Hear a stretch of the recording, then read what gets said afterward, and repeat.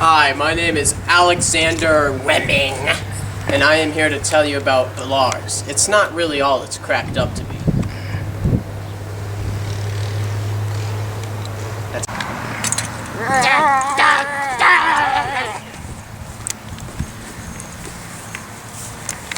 A common misconception about Belarus is that it is not a democratic society.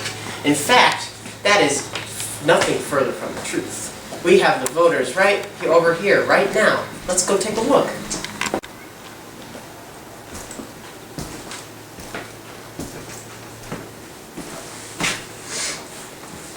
You know, you really ought to vote for that one.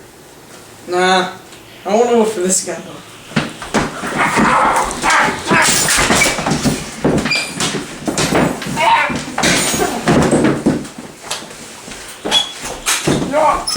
Well, that concludes our tour of Belarus.